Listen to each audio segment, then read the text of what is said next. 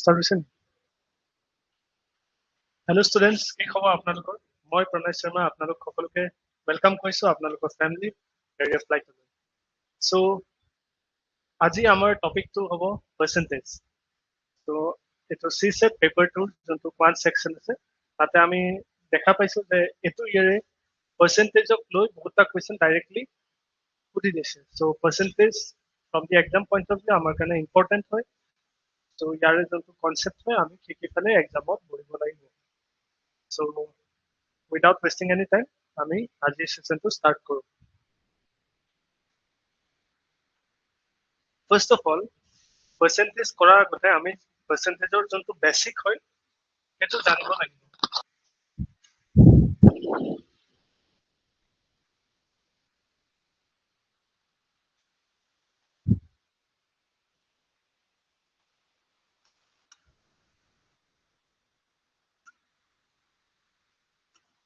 So percentage basically কি হয়? যেতিয়া আমি কওঁ suppose 45% or any other percent, right? 30%. এই percentটোৰ meaning কি হয়? Percent is equal to 1/100. মই একেবাৰে বেসিকৰ পৰা কৈছো কাৰণ কোনোবা হ'ব পাৰে যে পাৰ্সেন্টেজৰ লগত এই কনসেপ্টটোতে ক্লিয়াৰিটি নাই। অলৰাইট, সো কাবাৰ থাকিব পাৰে কাবাৰ নাথাকিব পাৰে। মই since I am a teacher মই এটো এজিউম কৰিম যে মই যাক পঢ়াই আছো তাৰ একো মানে যোনটো বেসিক নলেজ হেতু নাই, তেতিয়াই মানে ষ্টাডিটো আমাৰ প্ৰপাৰ হ'ব। ঠিক আছে, সো কাইন্ডলি বিয়াৰ উইথ মি। পার্সেন্টেজ মানে কি হৈছে 1/100। সো যেতিয়া আমি কওঁ 45%, এটো মানে কি হয় 45 into percentage, right? মানে 45 into 1/100. So basically this can be written as 45/100. Alright. So percentage to basically কি বুজাই আছে, ইয়াৰ meaning to কি হয় actual? যিকোনো এটা নাম্বাৰ আমি maximum হেতু কিমানটা পাৰ্টছত ডিভাইড কৰিব পাৰো? 100 পাৰ্টছত। Alright. কিবা এটা নাম্বাৰ আমি maximum হেতু কিমানটা পাৰ্টছত ডিভাইড কৰিব পাৰো? The parts to which are 100 parts. 100 parts is the maximum parts that we can divide a particular number. That is why percentage is often expressed in terms of 100. The maximum percentage can only be 100. 100 the maximum percentage of a parent. Because 45% money 100. 45% is basically what? So the entire number to be 100% divide 45% of value to kimano. So basically আমি হেতু question কৰি আছো। Alright, so এইখিনিয়ে হয়, বেছি ইমান মানে ইয়াতে হাৰ্ড নাই। তাৰ পিছত এটা ইম্পৰ্টেন্ট কনসেপ্ট আছে যোনটো হৈছে ফ্ৰেকশন কনভাৰ্জন। আমি পাৰ্সেন্টেজ কৰিব কাৰণে ফ্ৰেকশন কনভাৰ্জনটো জানিব লাগিব যে কিমান percent is equal to what fraction. Alright, তো ফ্ৰেকশন কনভাৰ্জন আমি ষ্টাৰ্টিংৰ পৰা 1/2 পৰা চাব লাগিব। 1/2 is equal to 50%. 1/3 is equal to 33.33%. 1/4 is equal to 25%. 1/5 is equal to 20%. 1/6, 16.67%. 1/7, 14.28%. 1/8, 12.5%. 1/9, 11.11%. 1/10, 10%. 1/11, 9.09%. 1/12, 8.33%. 1/13, 7.69%. 1/14, 7.14%. 1/15, 6.67%. And 1/16 is equal to 6.25%. So basically আমি যেতিয়া কোয়েশ্চন কৰিম তেতিয়া আমি পাৰ্সেন্টেজৰ কোয়েশ্চন সলভ কৰিম। আমি 1/2 পৰা 1/16 লৈ যোনটো ফ্ৰেকশন ফৰ্মত পাৰ্সেন্টেজ হয় এটো নলেজ আমাক লাগিব। ইয়াৰ পিছতো লাগিব পাৰে, বাট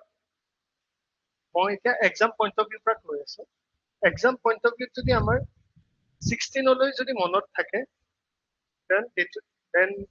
আমাৰ এইখিনি মানে মোৰ দেন এনাফ বুলি আমি ক'ব পাৰিম ঠিক আছে সো 1 প্লাস 1/2 পৰা 1/16 লৈ যদি আমাৰ মনত আছে সেইখিনি মোৰ then enough so exam point of ভিউৰ পৰা এইখিনি মুখস্থ কৰিলে হ'ল আৰু ইয়াৰ পৰা আমি বহুতটা ফ্ৰেকশন ডিৰাইভ কৰিব পাৰো যেনেকে suppose question দিছে 37.5% 37 next page তে লিখিছো 37.5% এটো ফ্ৰেকশনত হ'ব কিমান so 37.5% is basically what 12.5% into 3 12.5% into 3 তিনিটা 12.5% মিলি ফালে 37.5% হয় so 12.5% আমি জানো 1/8 right so 12.5% is equal to 1/8 যদি পার্সেন্টেজ তো কিবা নাম্বার দি মাল্টিপ্লাই হৈছে যেনেকে ইনটু 3 হৈ ফালে 37.5% হৈছে দেন যোনটো নিউমাৰেটৰ আছে হেতু হে নাম্বাৰটোৰে সেম নাম্বাৰটোৰে মাল্টিপ্লাই হৈ যাব সো কি হৈ যাব 37.5% to 3/8 similarly যদি কিবা এটা পার্সেন্টেজ আছে সাপোজ ইয়াতে বুঝিলম যেনেকে 14.28% তার এক্স্যাক্টলি হাফ কিমান হ'ব 7.14% তো যেতিয়া পার্সেন্ট তো কিবা এটা নাম্বার দি ডিভাইড হলে যোনটো ডিনোমিনেটর থাকে সেই নাম্বারটো দি মাল্টিপ্লাই হৈ যাব যেনেকে এটো ডিভাইডেড বাই 2 হৈ ফালে এটো হৈছে দেন এই 7 টোৰ লগত 2 টো মাল্টিপ্লাই হৈ ফালে 14 হৈ যাব মানে যোনটো নাম্বার দি পার্সেন্টেজ ডিভাইড হয় এক্স্যাক্টলি হেতু নাম্বার দিয়ে ডিনোমিনেটরটো মাল্টিপ্লাই হ'ব তো 7.14 ত আমি কি পাই গলো since percentage to divide হৈছে সেইকাৰণে যোনটো ডিনোমিনেটৰ আছে হেতু মাল্টিপ্লাই হৈছে with 2 অলৰাইট তো 7 into 2 14 হেনেকে আমি ফ্ৰেকশন বোৰ ডিৰাইভ কৰিব লাগিব মনত তো একিটাই থাকিব ইয়াৰ পৰা আমি ডিৰাইভ কৰিব লাগিব যেনেকে 44.44% 44.44% is basically what 11.11 into 4 right এতিয়া আমাৰ পাম 44.44% so যদি percentage to multiply হৈছে numerator to multiply hobo into 4 মানে 4/9 পাই গলো all right so 4/9 is equal to 44.44% কিয় কারণ percentage to যিমান number দি multiply hobo same number di numerator multiply hobo যদি percentage to কিবা এটা number di divide হৈছে exactly হেতু number di denominator to multiply hobo all right so এইখিনি ভালকে আমি চাব লাগিব এইখিনি অলপ বুজিব লাগিব যদি বুজি পোৱা নাই ৰিপিটেড বাই এটো ভিডিও চালে হ'ল কনসেপ্টটো ক্লিয়াৰ হৈ যাব অলৰাইট এতিয়া আমি কোৱেশ্চনছত একচুয়ালি ভালকে কনসেপ্ট বিলাক ক্লিয়াৰ হ'ব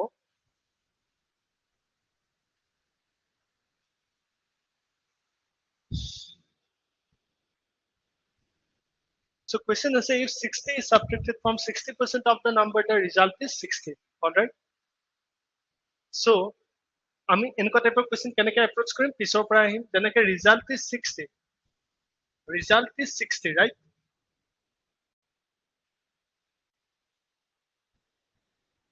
therefore equal is 60 এই 60 টো আমি কেতিয়া পাম when 60 is subtracted when 60 আমি মাইনাস কৰিম কোৰ পৰা মাইনাস কৰিম from 60% of a number কিবা এটা নাম্বাৰ আছে তাৰ 60% পৰা 60 টো মাইনাস কৰিলে 60 পাম মানে কিবা এটা নাম্বাৰ আছে নাজানো কি নাম্বাৰ n লিখিছো এই নাম্বাৰটোৰ 60% পৰা যেতিয়া 60 মাইনাস কৰিম তেতিয়া 60 পাম সো বেসিক্যালি এই ইকুয়েশনটো আমি মানে সিম্পলিফাই কৰিব লাগে সো n into 60% মানে কিমান 60/100 এটো ক্যান্সেল আউট হৈ ফালে 3/5 পালো আৰু এই -60 টো হেফালে যায় +60 হ'ব so 60 plus 60 right so n into 3/5 equal to 120 so n would be what 120 into 5/3 যদি ফ্র্যাকশন ইকুয়ালৰ হেতু সাইডে গুছি যায় ৰিভাৰ্স হৈ যাব so 3 দি ক্যান্সেল আউট হৈ 40 So n or value আমি পালো 200. All right. So এনেকে এনেকুৱা টাইপৰ কুৱেশ্যন বিলাক কৰিম আৰু এটা ইন্টাৰেষ্টিং ফেক্ট যদি কুৱেশ্যনটো তেনেকে 60% suppose কুৱেশ্যনটো তিনিটা নাম্বাৰে সেম আছে আৰু বিলো 100 আছে ইয়াতে 60 ৰ জাগাত যদি 15 15 15 আছে 30 30 30 আছে 40 40 40 আছে তেতিয়া এভৰি টাইম আনসাৰটো 200 এ হ'ব ঠিক আছে এটো যদি ডাউট আছে ভেৰিফাই নিজে কৰি চাব পাৰে এভৰি টাইম আমি যেতিয়া সলভ কৰিম যদি নাম্বাৰটো সেম আছে ইয়াতো 60 ইয়াতো 60 ইয়াতো 60 যদি ইয়াতে সাপোজ 90 90 90 আছে আনসাৰটো 200 ওলাবই যদি এটো 100 ৰ কম যদি 200 হয় আমি এটো ইকুৱেশ্যন শিকিলো কিয় কাৰণ যদি ইয়াতে ডিফাৰেন্ট ভ্যালুজ থাকে সাপোজ ইয়াতে 60 আছে 45 আছে 30 আছে তেতিয়া আমি এই ইকুৱেশ্যনটো পুট কৰিব লাগিব তেতিয়াহে আনসাৰটো ওলাব সো আমি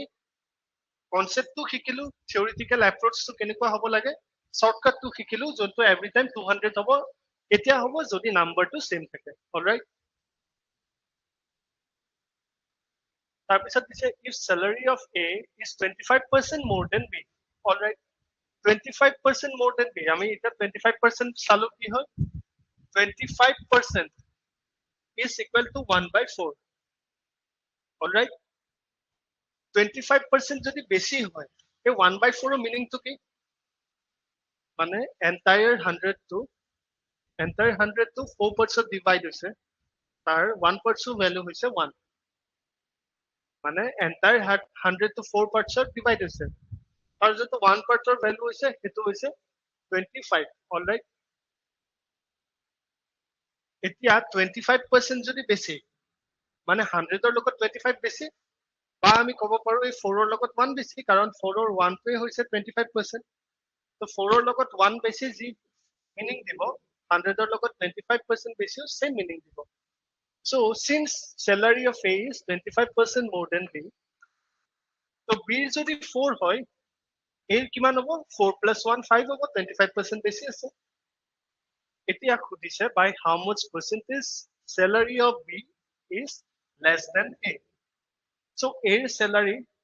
से B ৰ salary কিমান কম আছে এতিয়া B ৰ salary হৈছে 4 A ৰ salary হৈছে 5 কিমান পাৰ্সেন্টেজ কম আছে হেতু জানিব কাৰণে আমি ইন টাৰ্মস অফ ভ্যালু কিমান কম ফাৰ্স্ট হেতু চাব লাগিব B ৰ salary এতছে কিমান কম আছে 1 কম আছে ঠিক আছে is less than A এতছে কম আছে রাইট এই 1 টো এটা তলত কোন হ'ব তলত A হ'ব নে B হ'ব হেতু কনফিউজন থাকিব পাৰে বেসটো কোনটো হ'ব যাৰ ওপৰত আমি মেজাৰ কৰিছো ৰাইট যোনটো পাৰ্সনৰ ওপৰত বা যোনটো ভেৰিয়েবলৰ ওপৰত আমি মেজাৰমেন্টটো কৰিছো যেনেকৈ ইয়াতে খুদিছে যে B কিমান কম কাটছে কম আছে 8 ছে right is less than A মানে A যিমান ফিগার হ'ব যিমান পাব তাতছে কিমান কম আছে এটো খুদিছে সো বেসটো কোন হ'ব বেসটো obviously A হৈছে যদি বেসটো A হৈছে তলটো A আহিব A ৰ ভ্যালু কিমান 5 so 1/5 is actually what percentage হেতু আমাক খুদিছে so আমি সবাই জানো 1/5 is what 20% alright so মই গ্যারান্টি দিছো আজি যদি সেশনটো আমি ভালকে sincerely honestly যদি কৰো percentage of question যিয়ে না হোক APSC হোক যিকোনো কম্পিটিটিভ এক্সাম হোক percentage of question next time পৰা এতিয়াও আমি এৰি না এটো মোৰ পৰা গ্যাৰান্টি আছে যে sincerely মই যেনেকে কৈছো যোনটো এপ্ৰোচত কৈছো যি পঢ়িব কম এখিনি ফলো কৰিব লাগিব genuinely alright the population of a town is 1,89,000 alright 4/9 of them are males so এটা টাউনৰ population আছে তাৰে 4/9 মানে 4/9 of them are males মানে meaning to কি যদি entire population to 9 আছে তাৰ 4টা parts আছে male alright so যদি entire population আমি 9 to যদি entire population মানিছো তাৰ male কেটা আছে 4টা so rest are female তো female কেটা আছে 5টা এতিয়া কৈছে 50% males are married এই যোনটো 4টা আছে তাৰ পৰা 50% married হৈছে এটা 4 or 50% মানে 4 or half এই 4 or half to married হৈছে যদি কেটা married হ'ব দুটা married হ'ব So দুটা merit হৈছে find the merit population. Merit population খুদিছে merit men in the entire মানে population খুদা নাই, right? Question to ভালকে বুজিম, find the merit population, percentage of merit population. Question to যদি আহিলে হয় find the percentage of merit men. এতিয়া answer to কি হলে হয় দুটা merit men আছে, total population 9 into 100, right? এটো answer হলে হয় 1/9 কিমান হয় 11.11%, 2/9 কিমান হ'ব 22.22%. এটো answer হলে হয় কেতিয়া যদি কোয়েশ্চনত আহিলে হয় find the percentage of married men in the entire population. But এতিয়া কোয়েশ্চনত খুদিছে find percentage of married population. Married যদি population খুদিছে ইয়াতে এটা বস্তু হিডেন হৈ আছে, যেনেকে married men আছে, men তো অকলে married হ'ব নোৱাৰে, দুটা men যদি married হৈছে দুটা ফিমেলও লাগিব, right? Obviously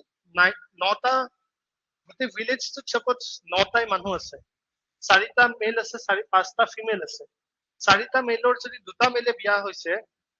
obviously দুটা ফিমেলও লাগিব, অকলেতো দুটা দুটা বিয়া হ'ব নোৱাৰে. So plus 2 female, right? ইয়াৰ পৰা দুটা ফিমেলও আহিব equal to 4. এই 4 টো হৈছে married population. এটা কোয়েশ্চন কৰিছে married population টো in terms of percentage কিমান হ'ব, তো চাৰিটা টোটাল বিয়া হৈছে, total population 9 into 100, so equal to 44.44%. এটা কোয়েশ্চনত আহিব পাৰে মানে you guys might be thinking, right, the 4/9 মই কেনেকে directly 44.44 লিখি দিলো. So 1/9 is what, মই আগতে এটো কৈছো কনসেপ্ট বিলাক ক্লিয়াৰ লাগিব, তেনেকে 1/9 is equal to 11.11%. যদি 1/9 11.11% হয়, আমি 4/9 কৰিছো মানে numerator to into 4 কৰিছো,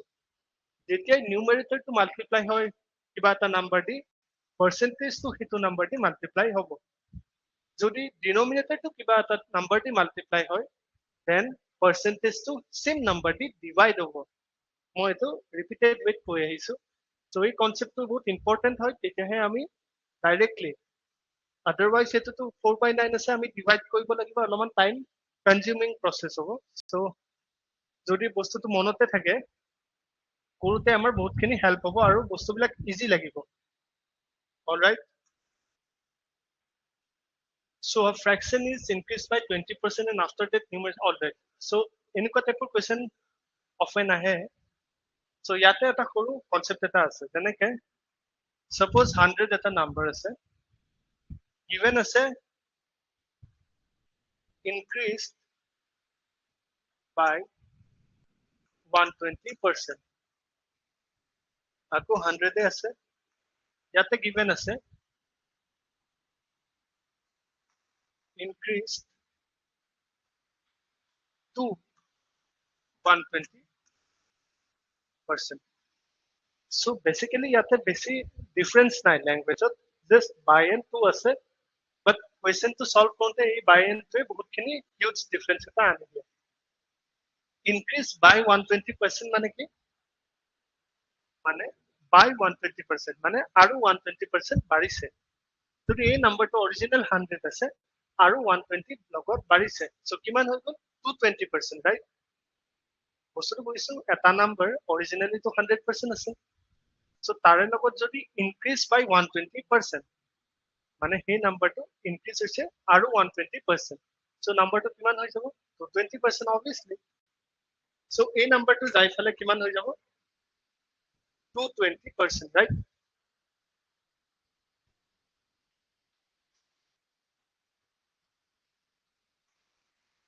similarly যদি increase 2 দিয়ে,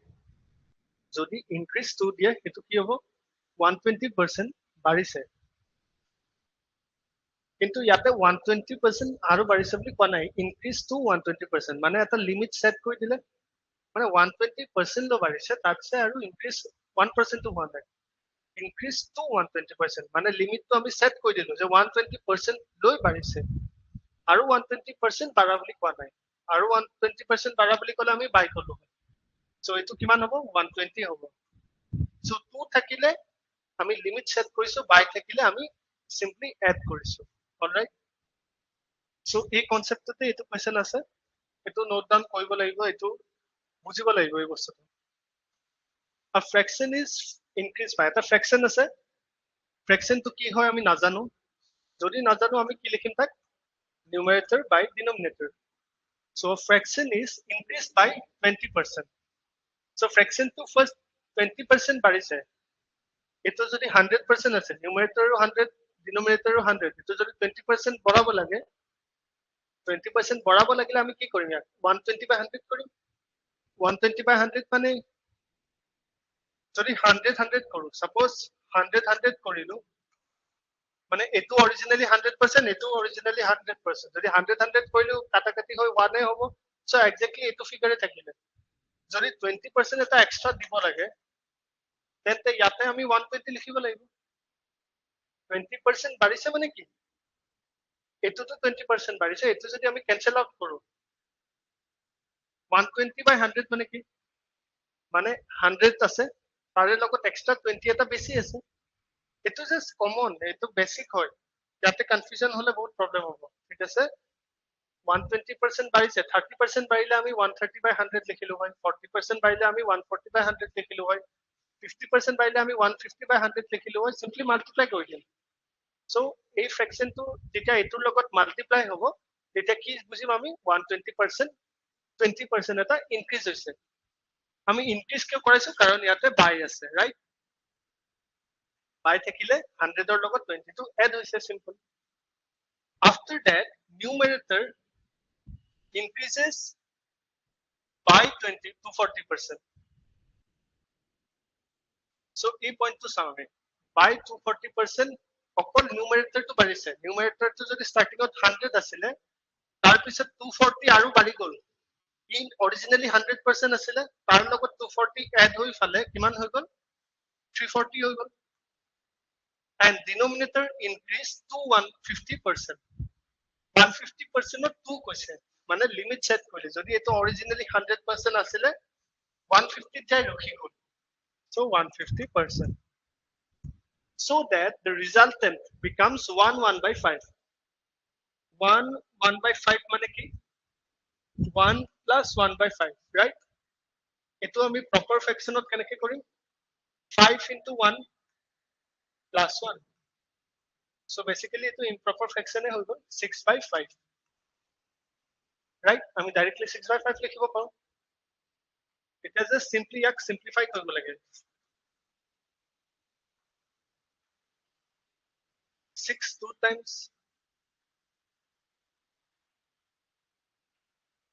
sorry,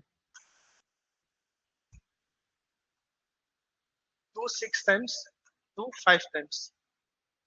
তো 5 5 ইফালে আছে, 6 5 ইফালে আছে, যেতিয়া ইকুৱেল হয় এটো ফালে যাব, 5 by 6 হৈ যাব। মানে বস্তুটো n by d into 34 by 15 টো আছে, ইকুৱেল টু ইফালে 6 by 5 আছে, আৰু এটো ফ্ৰেকশন যেতিয়া হেতু ফালে যাব, ৰিভাৰ্স হৈ যাব, into 5 by 6, so cancel out হৈ ফালে 1 থাকিলে। So n by d is equal to a fraction to হেফালে গলে কি হ'ব, 15 by 34 into 1, লিখো নিলিখো doesn't matter. So this one going to be the answer, option A. ঠিক আছে, so basically ইয়াতে শিকিব লগা কি আছিলে, এই বাই আৰু টুৰ কনসেপ্ট, বাকিখিনি তো সিম্পল আছে।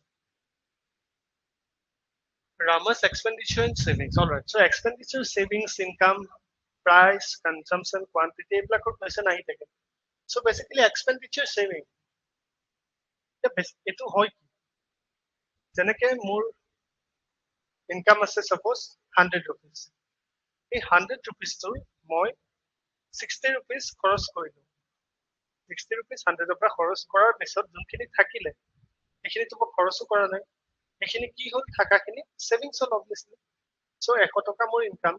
তাৰে মই 60 rupees খৰচ কৰিলো, তাৰে যোনটো ৰিমেইনিং 40 rupees সেইটো মোৰ ইনকাম হৈ গ'ল, মানে সৰি সেইটো মোৰ সেভিং হৈ গ'ল। সো বেসিক্যালি ইয়াৰ পৰা এটা ফৰ্মুলা আহিলে, এই ফৰ্মুলাটো আমি সবেই জানো, জাস্ট লিখিব অলপমান কনফিউজন আহিব পাৰে। সো ফৰ্মুলাটো কি হ'ল, আমাৰ যিমান ইনকাম আছে, সেই ইনকামটো বেসিক্যালি হোৱাত আমাৰ যিমান খৰচ আছে এক্সপেন্ডিচাৰ যিমান আছে প্লাস আমাৰ সেভিংস আছে সো মই যদি 100 টকা ইনকাম কৰিছো তাৰে 60 rupees যদি মই খৰচ কৰিছো বাকি যে 40 rupees সেভিং হয় তো 60 plus 40 আমি 100 টকা ইনকামটো তো পাইছো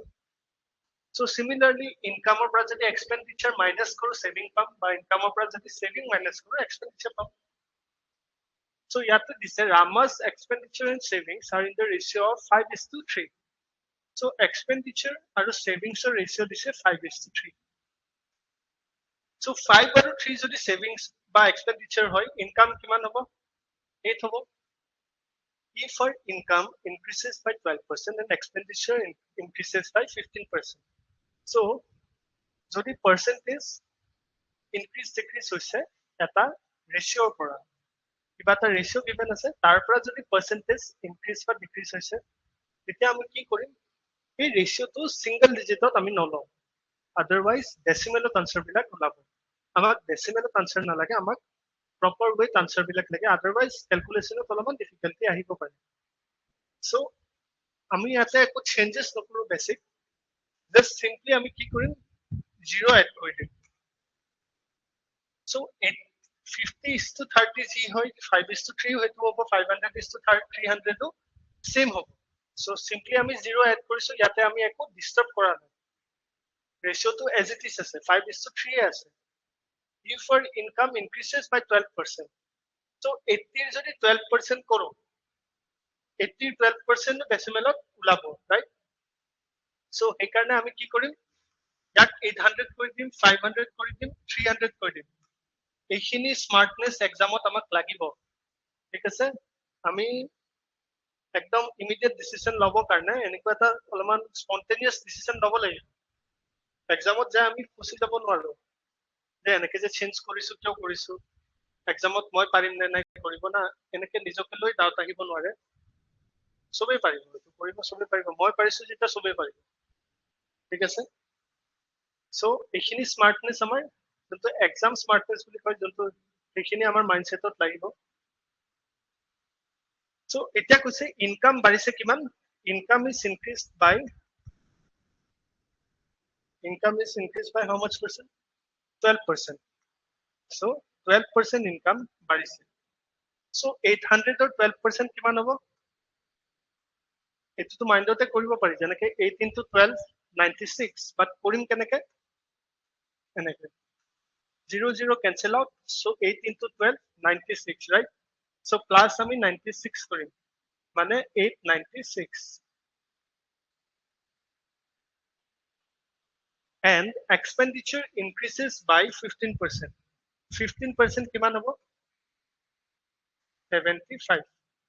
মানে 575 therefore savings to কিমান হৈ গ'ল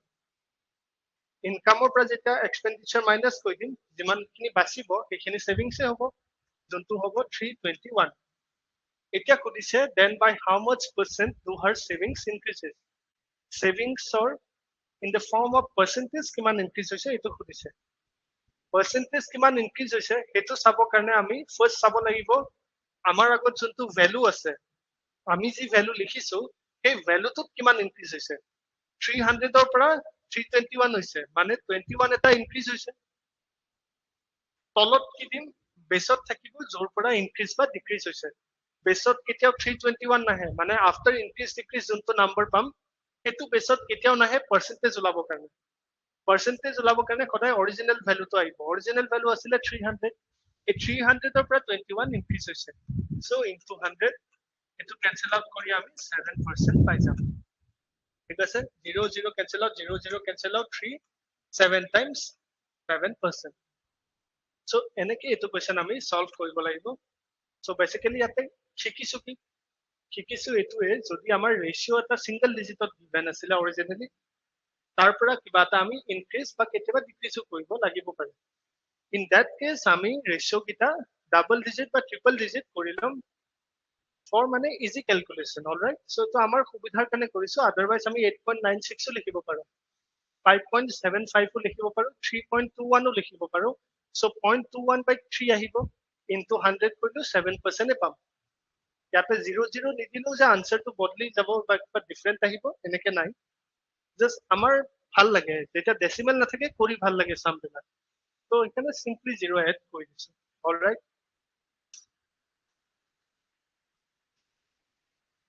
an amount is divided among A, B, and C.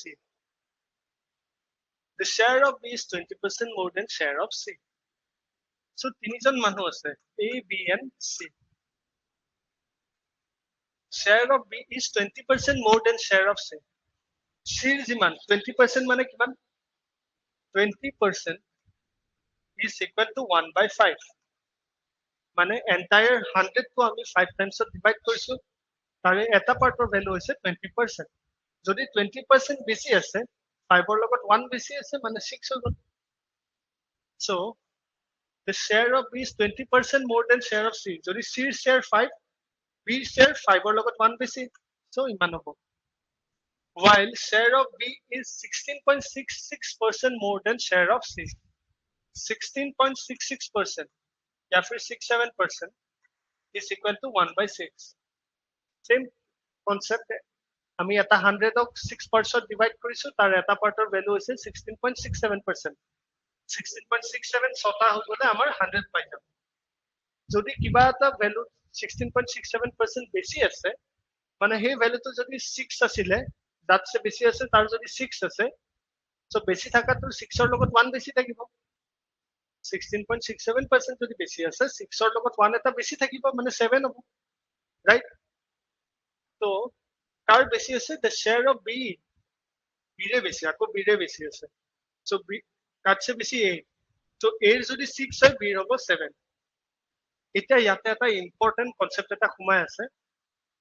যদি ৰেশিওটো এনেকে তিনিজন মানুহৰ কথা গিভেন থাকে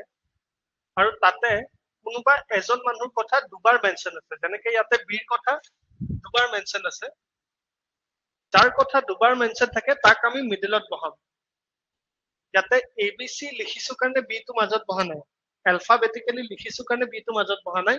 ইয়াতে B কে কাৰণে বহাইছো মাজত কাৰণ B ৰ কথা দুবাৰ মেনশন আছে যদি C ৰ কথা দুবাৰ মেনশন থাকিলে C ক মাজত বহালো হয় A ৰ কথা দুবাৰ মেনশন থাকিলে A ক মাজত বহালো হয় কিয় বহালো হয় কাৰণ আমি ৰেশিও ফাইন্ড আউট কৰিব এই যাৰ কথা দুবাৰ মেনশন থাকে তাক মাজত লাগিব তেতিয়া এই সাইডৰ নাম্বাৰ গিটা ওলাব পাৰে এতিয়া সাইডত আমি কি লিখিম যোনটো ইয়াৰে সাইডত নাম্বাৰ থাকে যেনেকে ইয়াৰে সাইডত 6 আছে 6 হ'ব কপি কৰি দিম জাস্ট ইয়াৰে সাইডত 7 ঠিক আছে বেছি ভাবিব নালাগে জাস্ট সিম্পলি কপি পেস্ট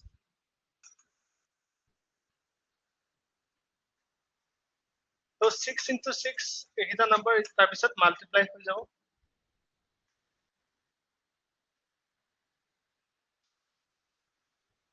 এতিয়া কি খুদিছে find the ratio of difference between the share of B আৰু C B আৰু C ratio কিমান এটো আমি ফাইনাল ৰেশিও পালো 36:40 to 35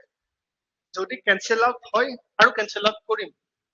কাৰণ ৰেশিও সদায় স্মলেষ্ট ভাৰ্জনত লিখিব লাগে বাট ইয়াতে আৰু ক্যান্সেল আউট নহয় কোনো কমন ফেক্টৰ নাই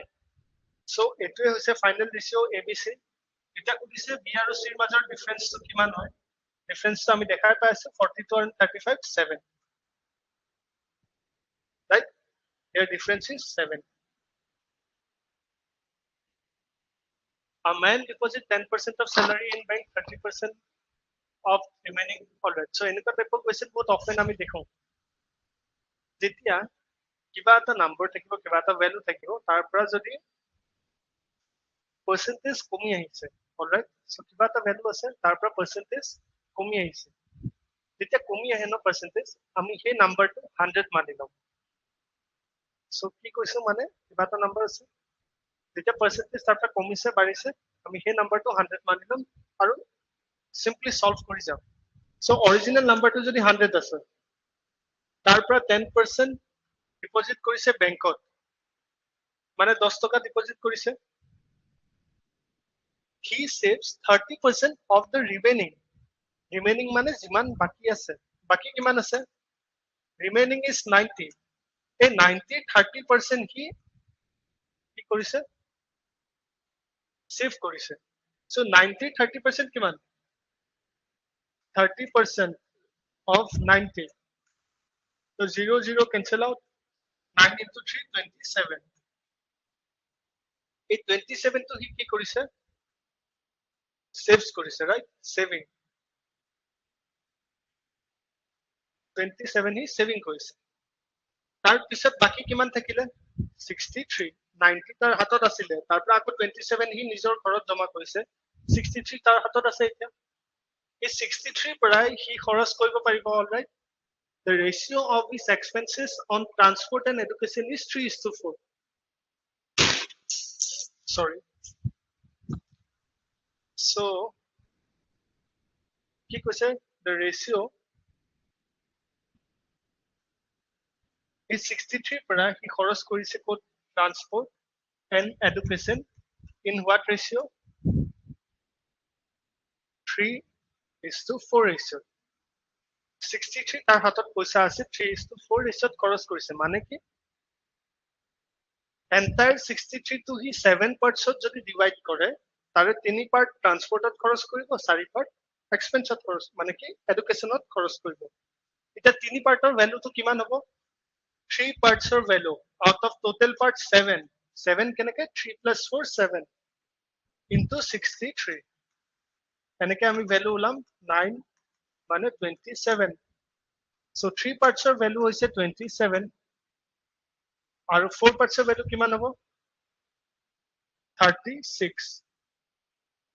মানে ৰিমেইনিং 63 পৰা 27 যদি ট্ৰান্সপোৰ্ট বাকিখিনি 36 আছে এখিনি এডুকেশনত খৰচ কৰিছে এতিয়া কৈছে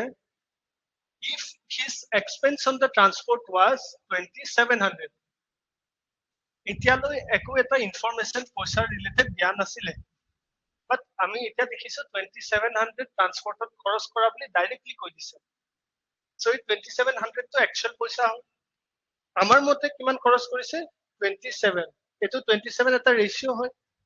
এটো আমি বনাই লোৱাহে নম্বৰ বা x লিখিব পাৰো যেনেকৈ এটো 100x বা 100 ৰেশিও জি মানে সো আমাৰ মতে যোনটো 27 ৰেশিও হৈছে এটোৰ একচুয়াল ভ্যালু হৈছে ₹2700 মানে 27 যে ৰেশিও পাইছো তাৰ একচুয়াল ভ্যালুটো কিমান হৈছে ₹2700 সো 1 ৰেশিওৰ ভ্যালু কিমান 1 ৰেশিওৰ ভ্যালু পাম আমি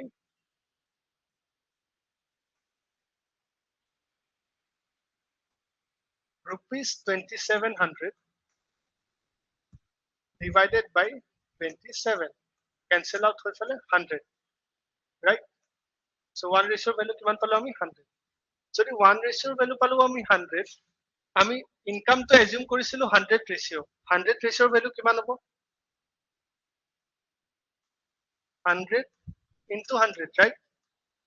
মানে 10000 rupees find the annual salary এটো 100 ratio আমি এমাহত বিচাৰিছিলো যে এমাহত কি এনেকে পাই আমি পাৰ মান্থ আমি কেতিয়াও পাৰ এনাম বুলি আমি এটো ভাবা নাছিলো ঠিক আছে এই 10000 টো যে পালো এটো পাৰ মান্থৰ স্যালাৰি এটা স্যালাৰি হয় তাৰ এটা খুদিছে এনুৱেল স্যালাৰি কিমান হ'ব এনুৱেল স্যালাৰি উলাব কাৰণে পাৰ মান্থ যদি 10000 পায় এনুৱেল স্যালাৰি কিমান হ'ব 12 মাহ into 12 মানে ₹1,20,000 ঠিক আছে সো এনেকে এইবিলাক কোৱেশ্চন আমি সলভ কৰিম 100 এজিউম কৰিম সো এটো কোৱেশ্চন সেম যেনেকুৱা এটো আছিল সেম কনসেপ্টতে আছে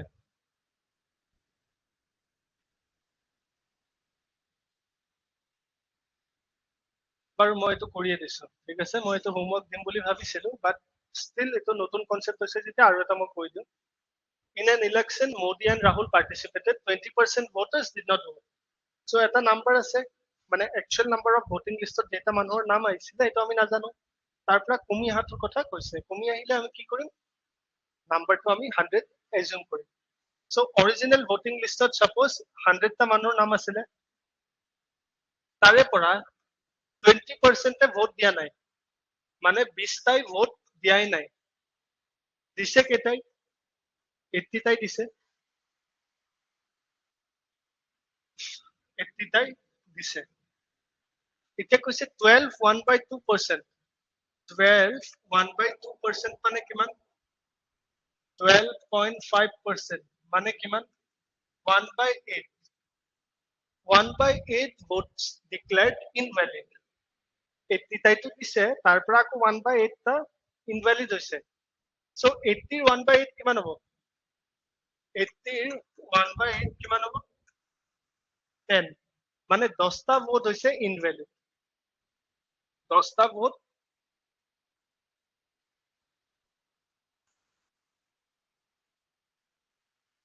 সো 10 টা ভোট হৈছে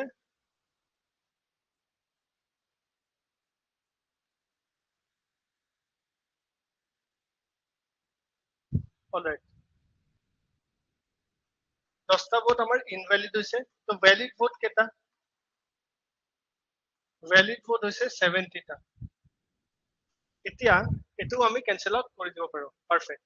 তো 10 টাও গুছি গল এতিয়া থাকিলে অকল 70 টা 70 টাৰ ভিতৰত Modi get 60% of the valid votes একিটা valid vote তাৰে পৰা 60% মোডিয়ে পাইছে আৰু বাকিখিনি ৰাহুলে পাইছে সো মোডি এণ্ড ৰাহুল 60% যদি পাইছে 60 পালে মোডিয়ে 40 পালে ৰাহুলে ক্যান্সেল আউট কৰি 3 পালে মোডিয়ে 2 পাইছে ৰাহুলে মানে আমি কব বিচাৰিছো যে এন্টায়াৰ 70 আমি যদি 3 and 2 মানে 5 পাৰ্টছত যদি ডিভাইড কৰো তাৰ তিনিটা পাৰ্ট মোডিয়ে পাইছে দুটা পাৰ্ট ৰাহুলে পাইছে সো তিনিটা পাৰ্টৰ ভ্যালু কিমান হ'ব তিনিটা part out of total part 5 3 plus 2 5 into 70 cancel out কৰি পেলাই আমি এটা কিমান পাম 14 মানে 42 মোডিয়ে পাইছে 42 টা ভোটস আমাৰ মতে এটো হৈছে এটা ৰেশিও অলৰাইট কনফিউজন হ'ব নালাগে এইবিলাক একচুয়াল নাম্বাৰ নহয় আৰু তোৰ ভ্যালু হৈছে 28 ৰেশিও এতিয়া কৈছে Modi won by 5600 votes. So Modi জিকিলে এটো ফাইনাল কিমান ভোটছত জিকিছে 5600 ভোটছত জিকিছে ভোটছত জিকা আৰু ভোটছ পোৱাৰ মাজত এটা ডিফাৰেন্স আছে অলৰাইট কনফিউজন হ'ব নালাগে 42 ভোটছ পাইছে আৰু কিমান ভোটত জিকিছে যিমান কি এক্সট্ৰা পাইছে ৰাহুলতছে এটোকে কয় ভোটত জিকা won by ইমান ভোট মানে কিমানখিনি এক্সট্ৰা পাইছে যেনেকে suppose ক্ৰিকেটৰ কনসেপ্ট লৈছো India won by 2 runs India won by 3 runs India won by 100 runs তো যোনটো বাই কৈছে ন মানে এক্সট্ৰা যিমানখিনি ৰান বেছি আছিলে সেইখিনি আমি জিকা বুলি কওঁ সিমিলাৰলি যেটা won by 5600 votes এই ইয়াতে যিমানখিনি এক্সট্ৰা আছে সেইখিনি হৈছে 5600 votes বেছি পাইছে এতিয়া আমাৰ মতে বেছি কিমান পাইছে 42 ratio and 28 ratio 14 ratio বেছি পাইছে Question of the 14 ratio value is this 14 ratio is equal to 5600 votes, right? Kiba doubt ase yate. Therefore, one ratio value kiman hobo 5600 by 14 cancel out hoy 4. One ratio jodi 400, 100 ratio mane voting list number of voting list korise mane voting list keta manur naam aise jonto ami 100 ta manisilu he 100 ratio value kiman hobo 400 into 100 mane 40000 মানে voting লিষ্টত total নাম আহিব 40000 question GT আহিব পাৰে actually এটা কিবা data দি দিব সেই ডেটাটোৰ লগত আমি ৰেশিওটো সদায় মিলাই ফেলেহে আনসাৰটো কৰিম ইকুৱেল কৰি ফেলে আনসাৰটো কৰিম এটো আমাৰ প্ৰাইমাৰী কনসেপ্ট কোৱেশ্চনত দিব পাৰে সাপোজ ভ্যালিড ভোটস আৰু ৰাহুলে পা ভোটছৰ মাজত যোনটো ডিফাৰেন্স হেতু একচুয়ালি হৈছে 3000 মই এটা এক্সাম্পল দিছো কোৱেশ্চনত দিছে যোনটো ভ্যালিড ভোটস আছে আৰু ৰাহুলে পা ভোটস আছে তাৰে মাজৰ যোনটো ডিফাৰেন্স আছে হেতু হৈছে 3000 এতিয়া আমাৰ মতে ডিফাৰেন্স কিমান ভ্যালিড ভোট 70 ৰাহুলে পাইছে 40 ৰাহুলে পাইছে 28 so all right so 42 difference আছে this 42 is equal to 3000 এনেকে কৰিব লাগিব মানে this 42 ratio is equal to 3000 therefore one ratio would be how much 3000 by 42 therefore 100 ratio would be how much 100 ratio would be how much মানে 3000 by 42 into 100 বস্তুটো বুজিছনে কেনেকে concept মাইন্ডটো কেনেকে চলিব G কোনো খুদিব পাৰে খালি এভৰি টাইম যেতে কোৱেশ্চনটো খুদে এনেকে দিব যে ডিভিজিবল এক্স্যাক্টলি হৈ যায় হসাই নিদিয়ে কাৰণ কনসেপ্টটো আমাৰ ইয়াতে চেক কৰে না কি ক্যালকুলেশন আমি এইখিনি যদি কাৰেক্ট কৰিছো বাকি নফসো এটো ডাউট থাকিব নালাগে সো এনেকে এইবিলাক কোৱেশ্চন আমি সলভ কৰিব লাগিব The price of petrol is increased by 25%. By what percent the consumption should decrease? All right. So, এনেকুৱা টাইপৰ বস্তু থাকে price, consumption, quantity. So, suppose মই পেনটো কিনিছো 5 টকাত এনেকুৱা পেন মই 10টা কিনিছো So, 10টা যে কিনিছো সেইটো হৈছে মোৰ quantity আৰু হেতুকে আমি ল্যাঙ্গুৱেজত কওঁ consumption আৰু যিমান পইচাত কিনিছো যোনটো হৈছে price সেইটো হৈছে 5 টকা তো price into consumption মানে 5 টকাকে into 10টা piece equal to 50 rupees. This will become my expenditure, right? Therefore, hetu pra ami eta formula palu expenditure is equal to price into consumption. Etia koise price of a petrol increased by 25%. 25% mane kiman 1/4. So 25% barise mane 4 asile 5 hol karon plus eta 1 hoise মানে price of a consumption আমি start কেনেকে কৰিম price of a product increase by 25% যদি আগতে 4 আছিল এটা increase হৈ ফলে কিমান হল 5 হল তাৰ পিছত আমি কি কৰিব লাগে expenditure to same থাকিব যদি expenditure same থাকে consumption কিমান কমিব এটো সো question টো মই যেতিয়া solve কৰো ন এবাৰ নিজে from the first till the end question টো নিজে read কৰিব লাগিব read নকৰাকে যদি মোৰ question টো solve কৰাটো সোৱা যায় তেতিয়া ডাউট টো মানে কেতিয়াও ক্লিয়াৰ নহয় কাৰণ কনসেপ্ট মানে question তে খুদিছে কি question টো কি ডেটা আছে নিজে জানিব লাগিব তাৰ পিছতহে মোৰ লগত হেতু মানে সিংকত বহিব আদাৰৱাইজ মই কি কৰি আছো হেতু মানে কেচ নহব ঠিক আছে সো খটা এখানে কনসেপ্ট টো চাব লাগিব মানে কি কৰি আছো এটো চাব লাগিব তো যেতিয়া 4 আহিলে ইনক্ৰিজ হল 25% এই 5 টো সিম্পলি ওপৰত লৈ যাম ইয়াতে বহাই দিম এখিনি ভাবিব নালাগে ভাবিম অকল ইয়ালৈ 5 ৰ লগত 25% 4 ৰ লগত 25% এড কৰি 5 পালো এই 5 টো ওপৰত উঠাই দিম তাৰপিছত অৰিজিনাল যদি কনজাম্পশন 5 আছিল এক্সপেন্ডিচাৰ 20 টকা আছিল এই 20 টকা এক্সপেন্ডিচাৰ এতিয়াও আছে কৈছে তো ইয়াতে কি হ'ব 5 ডিভাইডেড মানে 20 ডিভাইডেড বাই 5 4 হ'ব বা সিম্পলি এই 4 টোকে নমাই আনিম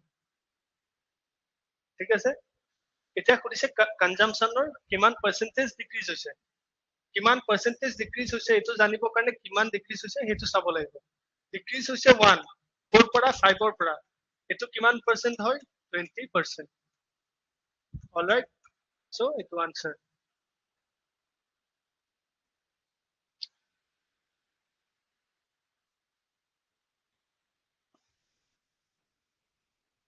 Neha scored 37% marks and failed by 78 marks. If she scored 42% marks and she fails by 48 marks by all right. So বেছি চিন্তা নকৰো কোৱেশ্চনত যেনেকে গিভেন থাকে হেনেকে লিখি যাম So 37% marks যদি পাইছে এটা কি হ'ব fail by 78 marks মানে 5 মার্কত 78 কম আছে হেকানে মাইনাস লিখিছো ঠিক আছে ফেল আছে মানে 5 মার্ক যিমানে থাকে না জানো বাট তাতছে এটা বস্তু সিওর 78 কম আছে এখানে ফেল হৈছে 78 মার্কস তাৰ পিছত কৈছে যদি 42% মার্কস পালে হয় তেতিয়া ফেল বাই 48 মার্কস তেতিয়া 48 মার্কস কি ফেল হয় মানে 5 মার্ক কিমান এতিয়াও না জানো বাট 48 মার্কস কম আছে বুলি জানো যদি 42% পালে হয় এটা কৈছে find by how much marks should she fail or pass if she scored 48% marks 48% যদি marks পায় তেতিয়া fail হ'ব নে pass হ'ব আৰু কিমান marksৰে fail pass হ'ব এটা কোৱেশ্চনত খুদিছে সো ডেটাটো আমি ইয়াৰ পৰা ডিৰাইভ কৰিব লাগিব ইনফৰমেশনটো ইয়াতে আমি দেখিছো 37 ৰ পৰা যেতিয়া 5% এটা ইনক্ৰিজ হৈছে মানে 42% হৈছে ইনক্ৰিজ কিমান হৈছে +5% যেতিয়া 37 ৰ পৰা 5% বাঢ়িছে obviously marksও বাঢ়িব লাগিব পার্সেন্টেজ ইনক্রিজ হৈছে মানে কি মার্কস বাঢ়িছে মার্কস কিমান বাঢ়িছে -78 আগতে আছিল এতিয়া -48 সো মার্কস ইনক্রিজ হৈছে 30 মার্কস মানে 5% ইনক্রিজ হলে 30 মার্কস ইনক্রিজ হয় therefore 1% ত কিমান ইনক্রিজ হৈছে 1% ত ইনক্রিজ হৈছে 30 by 5 that would be 6 marks right 6 mark কে বাঢ়িছে এখানে 6 কৰি 5% ত 30 হৈ গ'ল এতিয়া খুদিছে 48% ত কি হ'ব 48% হলে কিমান পার্সেন্ট ইনক্রিজ হৈছে 6% 1% ভ্যালু যদি 6 হয় 6% ভ্যালু কিমান হ'ব 6 into 6 36 marks মানে আৰু 36 marks বেছি পাব লাগে এতিয়া আছে -48 -48 ৰ লগত যদি আৰু 36 marks এড হয় তেতিয়া কিমান হ'ব -12 মানে -36 আছে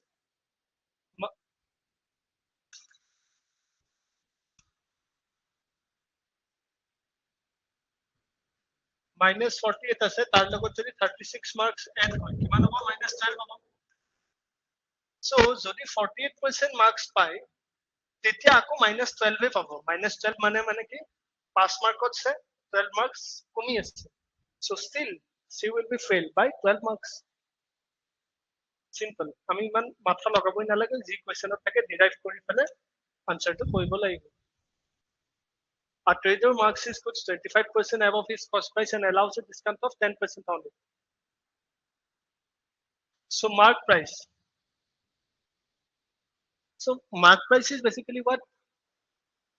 MRP যোনটো থাকে আমাৰ যোনটো MRP থাকে হেতুকে mark price বুলি কোৱেশ্চনত কয় আমি যেটা profit and loss chapterটো কৰিম তাতে এই কনসেপ্টটো ভালকে শিকিম এতিয়া জাস্ট কোৱেশ্চনটো সলভ কৰিবৰ কাৰণে যিমানখিনি নলেজ লাগে সেইখিনি জানি লওক so MRP হৈছে mark price অলৰাইট এই যোনটো mark বুলি কৈছে হেতুৱে হৈছে MRP আমি suppose wholesaler পৰা এটা বস্তু কিনিছো এই wholesaler পৰা যেটা বস্তুটো কিনিম mark priceত কিনিম তাৰ পৰা wholesaler আমাক কেতিয়াবা আমাক ডিসকাউন্ট এটা দিয়ে ৰাইট ৰিটেইলাৰৰ পৰা যিমানত কিনো wholesaler আমাক কমতে দিয়ে এই mark priceৰ পৰা আমাক এটা ডিসকাউন্ট দিয়ে ডিসকাউন্ট দি ফালে আমাক বিক্ৰী কৰি দিয়ে সো বিক্ৰী কৰি দিয়ে মানে কি আমি সেলিং প্ৰাইস পাই যাম again এই সেলিং প্ৰাইসত কি সোমাই আছে selling price is equal two cost price plus profit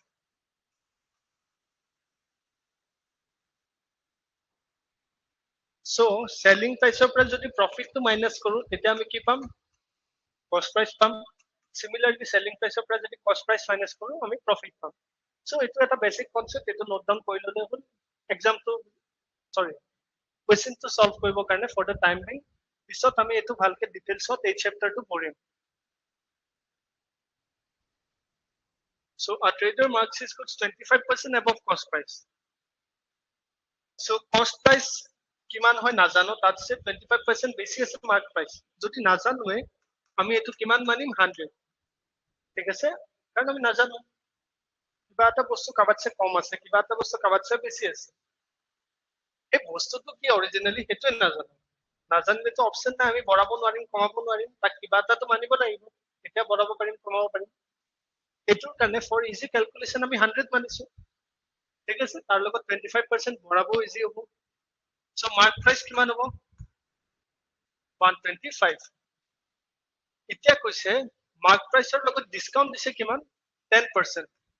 discount তো কৰ পৰা দিয়ে MRP minus discount ঠিক আছে মই লিখাই দিছিলো এটো নতুন কপিত চালে হল so MRP মানে হৈছে mark price এটো MRP এ হয় so MRP পৰা ডিসকাউন্ট মাইনাস কৰিছে 10% 10% of 125 কিমান হ'ব 12.5 so থাকিলে কিমান 112.5 এটো কি হয় সেলিং প্রাইস এটা প্রফিট কিমান হল সেলিং প্রাইস ইমান কস্ট প্রাইস ইমান so selling price minus cost price so 12.5 to is a profit in terms of percentage কিমান হয় profit এ হোক বা লসে হোক যদি percentage ওলাব লাগে তলত খদাই cost price হ'ব into 100 ইয়াতে কেতিয়াও selling price হ'ব নোৱাৰে profit বা loss আমি যদি percentage ফৰ্মত ওলাব লাগে কেতিয়াও তাৰে তলত selling price নাহে every time cost price আহিব এটো মুখস্থ কৰিব লাগিব এটো জানিবই লাগিব so profit কিমান হৈছে 12.5 cost price কিমান 100 into 100 so 100 cancel out so answer to over 12.5%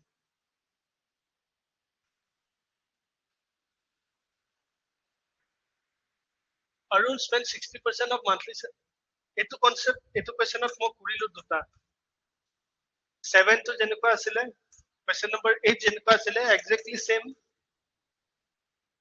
question number 12 ঠিক আছে এটো এবাৰ নিজে ট্ৰাই কৰিলে হল This one would be homework. Same concept.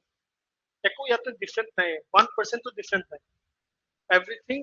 is same ইয়াতে যিমানখিনি 7 8 আছিল exactly হেতু pattern follow কৰি answer টো ওলাব in case নোলাই মই দেখাই দিম but নিজে ট্রাই কৰিব লাগিব ঠিক আছে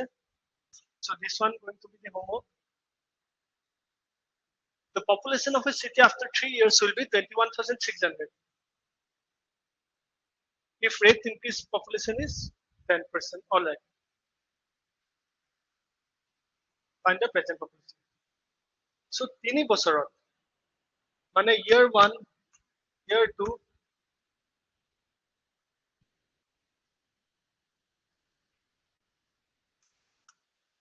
and year 3 3 বছৰত population to increase হৈছে কিমান 20% after 3 years right 3 বছৰত increase হৈছে বুলি কৈছে কিমান হৈ গল 21,600 কিমান কি increase হৈছে 20% 20% মানে কি 1/5 20% বাঢ়িছে মানে কি 5 ৰ পৰা 6 হৈছে মানে fraction formত আমি 6/5 ক multiply যদি কৰি দিও কিবা এটা নাম্বাৰৰ লগত আমি কব পাৰো যদি suppose x টো original আছে তাৰ লগত যদি 20% বাঢ়া বুলি কও 6/5 কৰিম ঠিক আছে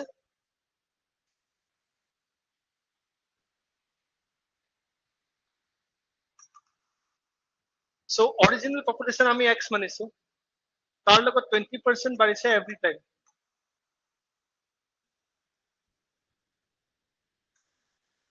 simply the x or value to ulabo lage mane etu suppose beginning of the year 1 at the end of the year 1 and the end of the year 2 at the end of the year 3 man hol tar bisat final answer ami 21,600 pala x or value kenake ulam simply 21,600 ifale ase 6/5 bilak efale loi ja into 5/6 into 5/6 into 5/6 so 6 into 6 36 into 6 216 so 216 পাই যাম ঠিক আছে মানে 6 into 6 মানে 6 ৰ কিউবে হৈছে 216 so এটা cancel কৰি দিম 216 1 times 0 0 পালো 100 into 5 500 into 5 2500 into 5 12,500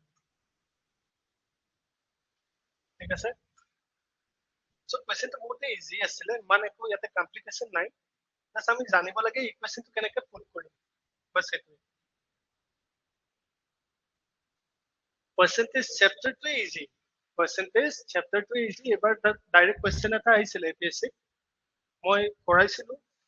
মানে past question যেটা আমি ডিসকাস কৰিছিলো তাতে আমি কৰিছিলো কোৱেশ্চন ইজি আহে যদি আমাৰ বেসিক এটা নলেজ লাগে তে ফাউন্ডেশন তো অলপমান লাগে কোৱেশ্চন ইজিলি সলভ হৈ যাব এনেকে নহয় যে কোৱেশ্চনে আমাক প্ৰবলেম দিব কোৱেশ্চন ইজি থাকে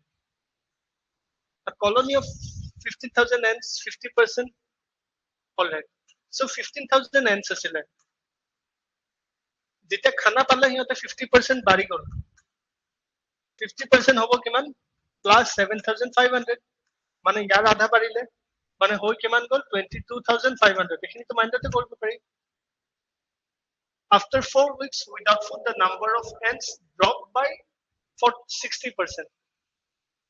drop by 60% মানে কি by 60% মানে 60% কমি গল যদি drop to 60% দিলে হয় 60% লৈ কমি গল হলে হয় মানে 40% কমিলে হয় তেতিয়া যেতিয়া 2 দিলে হয় বা তেতিয়া by দিছে মানে 60% কমিছে থাকিলে কিমান 40% 40% মানে 40/100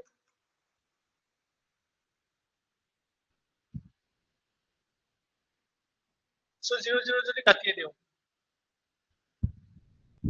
ঠিক আছে so 4 into 2 4 into 200 কিমান হ'ব so এটো হ'ব 4 into 200 825 into 400 900 মানে 9,000 so 40% of value পালো আমি 9,000 এতিয়া খুদিছে what percentage decline did the original population undergo original population asile 50,000 এতিয়া আছে 9,000 কিমান percentage কমিছে এটো খুদিছে মই আকৌ ৰিপিট কৰিছো কিমান percent কমিছে হেতু জানিবৰ কাৰণে আমাৰ চকুৰ আগত যিমান কেইটা ভ্যালু আছে সেই ভ্যালুত কিমান কমিছে হেতু চাব লাগিব 15000 পৰা 9000 হৈছে মানে 6000 কমিছে কৰ পৰা কমিছে 15000 পৰা ইয়াতে কেতিয়াও 9000 নাহে so into 100 ঠিক আছে so 154 times হলে মানে 40% 40% undergo so এটা answer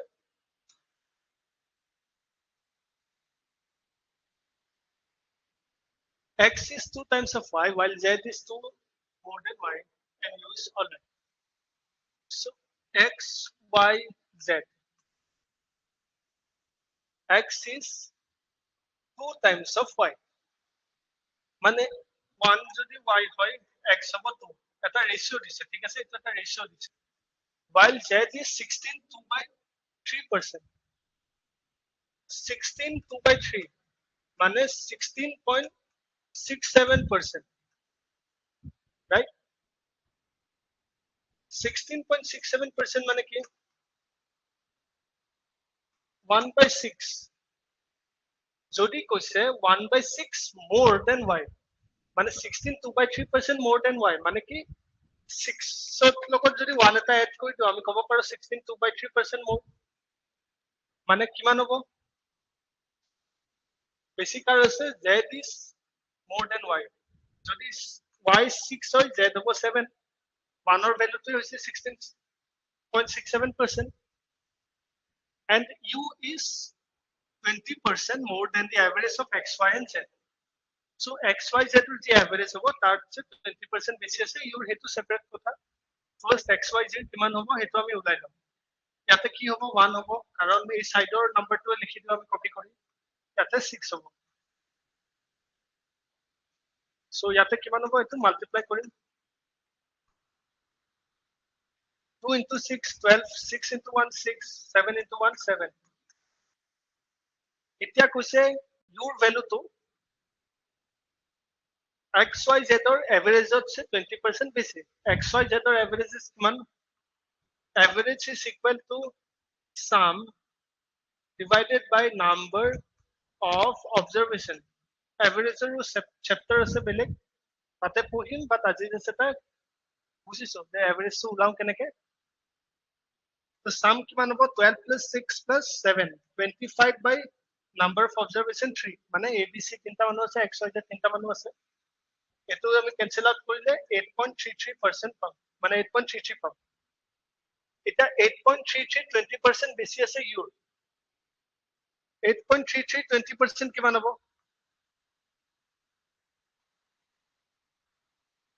8.33 কিবা এটা নাম্বাৰৰ যিকোনো এটা নাম্বাৰ ঠিক আছে যিকোনো এটা নাম্বাৰৰ 10% কিমান হ'ব সাপোজ 830 আছে 833 আছে এই নাম্বাৰটো অৰিজিনালি 100% তাৰ 10% কিমান হ'ব 83.3 1% কিমান হ'ব 8.33 মানে 0 যিমানটা থাকে কমি আহিলে তাৰে আগত এইটা নাম্বাৰৰ আগতে ডেসিমেল আহি যাব যেনেকে ইয়াতে এটা 0 কম সো এটা ডিজিটৰ আগত ডেসিমেল আহিছে সিমিলাৰলি ইয়াতে দুটা 0 কম এখানে দুটা ডিজিটৰ আগত ডেসিমেল আহিছে যদি কোৱেশ্চনত গিভেন আছে 8.33 সো এটোৱে হৈছে 100% সো এটা 10% কি হ'ব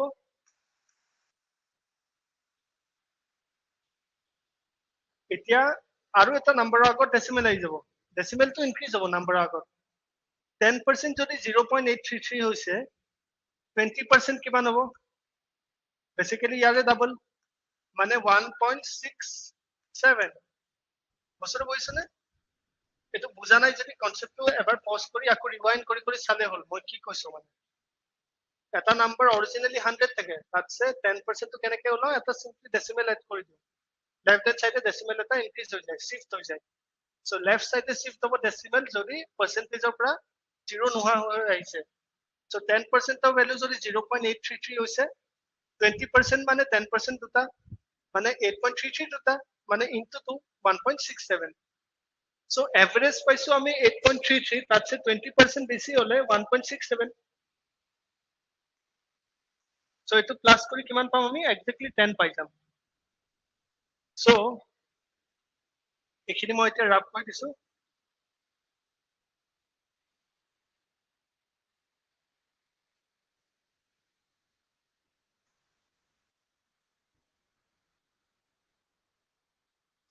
So x value, sorry.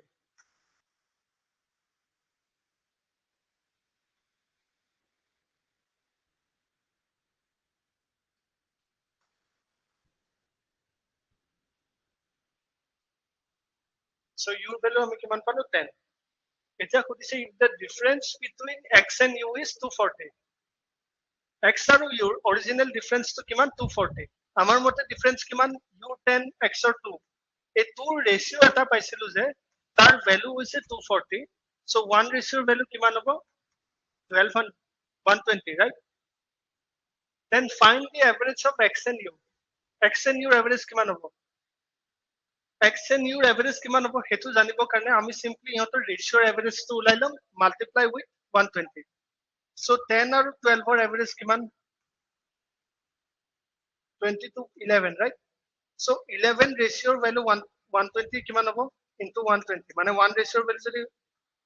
মানে এটো হ'ব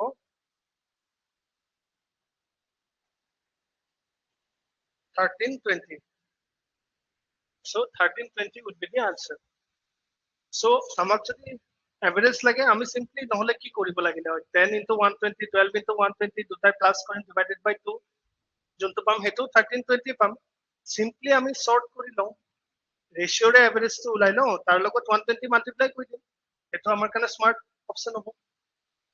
So that's it. এনেকে আমি এইবিলাক question solve কৰিম. So that's it. আমি ইয়াতে আজি almost more than enough question আমি cover কৰিছো বেলেগ বেলেগ ষ্টাইলৰ question cover কৰিছো আৰু এখিনি আমি যিমানখিনি পঢ়িছো মানে ইয়াতছে তো বেছি নাহে ঠিক আছে আমি এতিয়া মানে ক'ব গ'লে যিকোনো কম্পিটিটিভ এক্সাম এটাত যদি পাৰ্চেন্টেজৰ কোৱেশ্চন আহে আমি তাতে ব্লাইন্ডলি যাব পাৰো যদি আমি আজিৰ ক্লাছটো from the first till the end আমি যদি ভালকে পঢ়িছো আমি সিনচিয়াৰলি যদি অনেষ্টলি পঢ়িছো যেনেকে মই কৈছিলো কনচেপ্টখিনি যোনখিনি টপিক চাব লাগিব এইখিনি যদি আমি সিনচিয়াৰলি পঢ়িছো পাৰ্চেন্টেজৰ পৰা যদি কিবা কোৱেশ্চন আহে যিকোনো এক্সামত not only APSC any exam ঠিক আছে মাৰ্ক মাই ৱৰ্ডছ এইটো মই একদম মানে কথা দিলো যে ইয়াৰ পৰা যিয়ে কোৱেশ্চন নাহক পাৰ্চেন্টেজ চেপ্টাৰৰ পৰা যি কোৱেশ্চনে নাহক সলভ হ'বই যদি আজি ক্লাছটো আমি সিনচিয়াৰলি পঢ়িছো ঠিক আছে সো আপোনালোকৰ পৰা 90% এফৰ্ট লাগিব মোৰ পৰা 10% তেতিয়া যে 100% হ'ব এনেকে নাভাবিব যে মই 90 দিম আপোনালোকে 10% দিব 100% ফিল হ'ব ন মই জাস্ট পঢ়াব পাৰিম পঢ়িব আপোনালোকে লাগিব ঠিক আছে সো এফৰ্ট লাগিব and 100% মই তো আছোৱে আমি গোটে Careerflite ৰ টিম আছো আপোনালোকলৈ so that's it. Alright, so আপোনালোকে ভালকে এইখিনি পঢ়িব প্ৰেক্টিছ কৰিব and till then stay blessed stay healthy god bless you all thank you very much